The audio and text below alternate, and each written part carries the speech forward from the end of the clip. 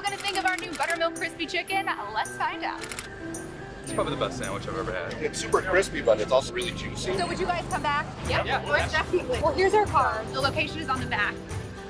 It's McDonald's? What? What? Oh, get out No way. Wait, seriously? Try some buttermilk crispy chicken. It's right around the corner at McDonald's. Buttermilk.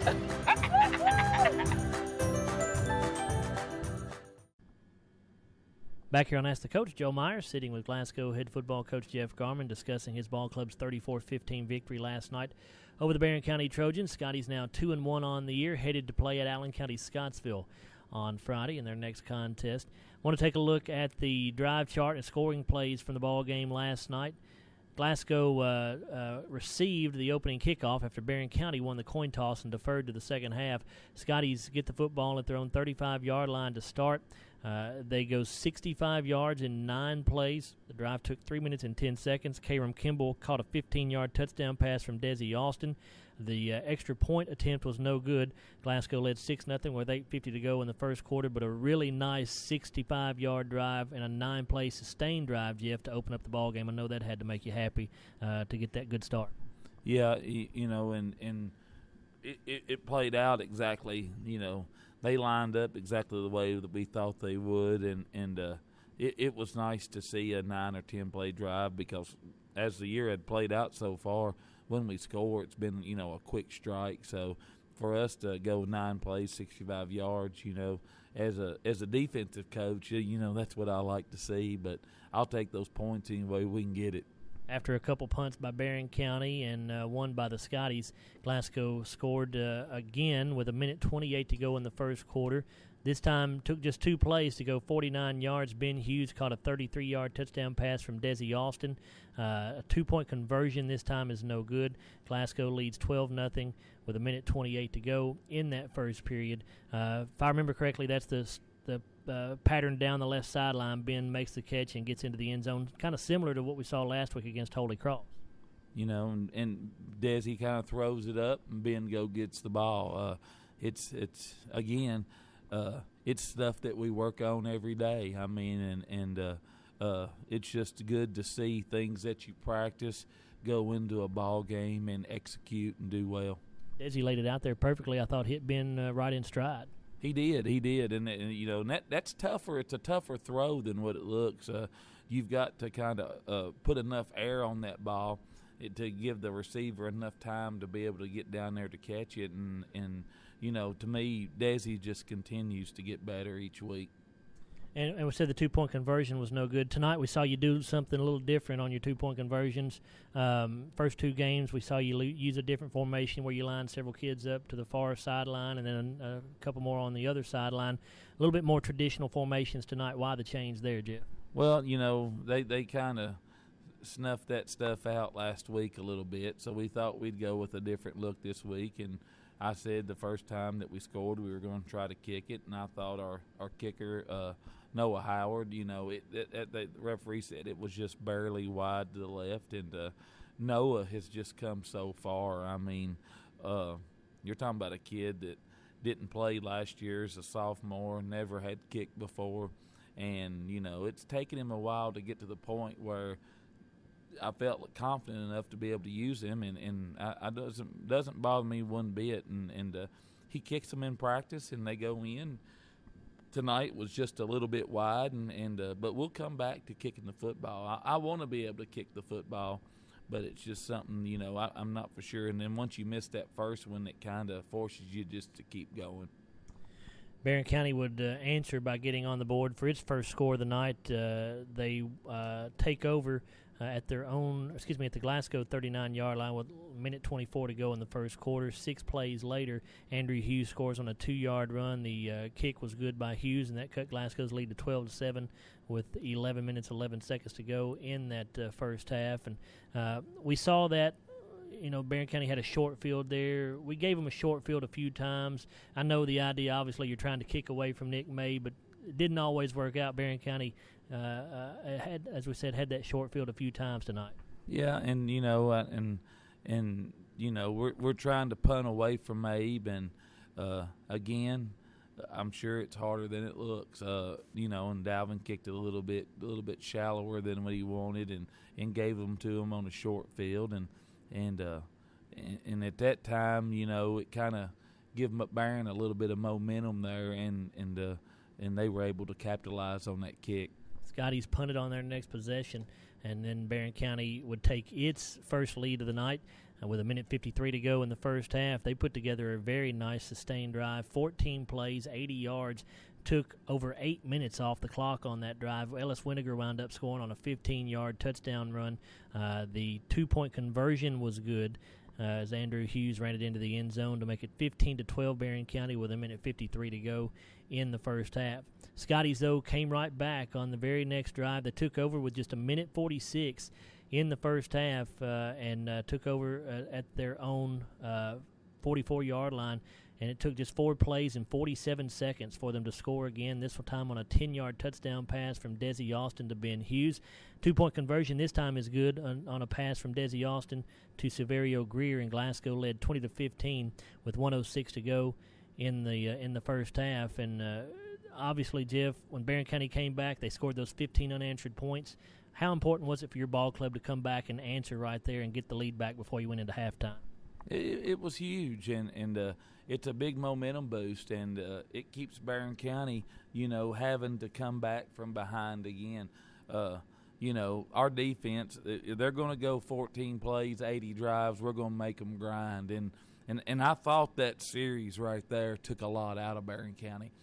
As bad as it hurt us, I mean, giving up the points, I think that series right there showed in the second half, because I don't think they were as fresh in the second half as they was in that second quarter. And, you know, our defense isn't always made to just totally dominate and shut people down. You know, we're looking at you're going to have to take it 14, 15 plays and grind a series out like that, and you know, and that's what Barron did, tip their hat to them.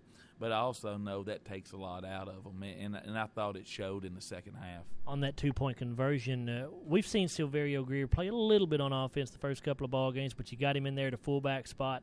I think you're in an I formation right there, and you just kind of got him out in the flat, and Desi did a good job finding him out there.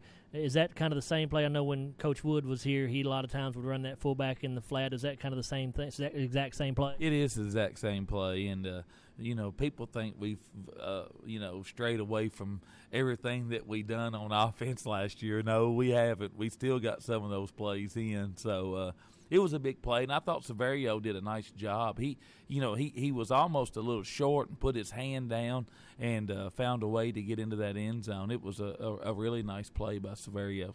So Glasgow leads 20-15 at halftime. Barron County would have to punt on its first 2 possessions of the third quarter. Scotty's also punted on their first possession, and then Glasgow, with 3:52 to go in the third quarter, taking over at its own 26-yard line, puts together a 74-yard 4-play drive. Took 1:50 seconds.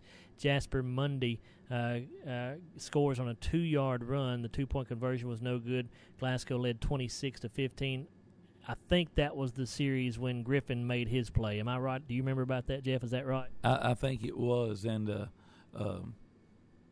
just a good job by the offense there in the second half. And, you know, I was just so proud of the boys. I just thought they kept their composure that whole second half. And we knew Barron was going to make a run at us the second half. And I just thought the boys really just kind of kept their composure and played good fundamental football. And a huge defensive stand by your ball club after Barron County took over again in great field position at your 40-yard line, at the Glasgow 40-yard line. They drive down to the 10, but your defense turned it back on a fourth down play. And that's a drive that if Barron County punches that in right there, they're backed right there to within 1 score. Still very early in the fourth quarter. Who knows what happens from there? But your defense came up with a ginormous stop right there. They did, and again, like I said, the boys kept their composure. They didn't panic. We were trying to kick the ball short on the past the front line, and Dalvin barely missed it, and that's just part of it. I mean, but nobody panicked. Nobody dropped their head or anything. So we told them, here it is. Make the plays, and again, this game was about the players, and and our boys made plays. And on defense, you know, I really do believe we wanted it just a little bit more, and our boys grinded it out and did a great job in that second half. After that big fourth down stop by the Scotty defense, Glasgow would have to punt it away, and then Barron County took over again in pretty good field position at their own 45-yard line. But it comes down to a fourth down play. I think it's 4th and 4. Andrew Hughes drops back to pass and just drops the football as he pulls his arm back trying to throw a pass, and the fumble recovered by Josiah Moore. And at that point, Jeff, 7:23 to go in the ball game. You get that big turnover right there. You had to feel pretty good. Yeah, we did, and I think Stephen Franklin had something to do with him dropping that football right there. Stephen had finally gotten through there, and the ball squirted out, and Josiah fell on it, and we got pretty good field position right there, and we were able to eat up some of that clock a little bit right there too, and had some big runs and a few catches there to get some first downs and able to put the game away. Yeah, we're used to seeing your offense play so quick and score so quick. You only had to drive 37 yards on the final scoring drive of the night, but it took you 8 plays and almost 5 minutes to do it, which may be the longest drive time-wise that we've had offensively all year long. Only a 37-yard drive, but it ends with a 5-yard touchdown pass from Desi Austin to Ben Hughes. Also, Austin to Hughes on the 2-point conversion. That set the final score at 34-15 with 2:34 to go in the ball game. You know, I thought Desi did a really nice job in that drive right there of kind of slowing it down. And, you know, fortunately, you know, we've been playing over at Barron. You know, fortunately, they had put in play clocks this year, and that really helped. I would really like to have them at our field. I mean, because that's a big advantage to be able to see that 25-second play clock when you're in that situation. So we was able to really slow it down a little bit and let that clock run all the way down and eat up a lot of time there. And then Barron's last possession, obviously the game in hand, Glasgow leading 34-15. Barron gets the ball back with 2:25 to go. But we need to talk about the play that Evan Riddle made on the last turnover of the night. He stepped in front of an Andrew Hughes pass and intercepted it. And Evan read that really well. He stepped right in front of the receiver and just grabbed the football. That's what Evan does every day in practice. And, again, as a coach, it's nice to see things that they work on, breaking on the football, and seeing it play out. You see it in practice, and then to see it play out in the game, it makes you feel really, really good. We'll come back in a minute, look at the final stats, and talk briefly about Glasgow's next opponent, the Allen County Scottsville Patriots. We're back after this on WCOU Sports.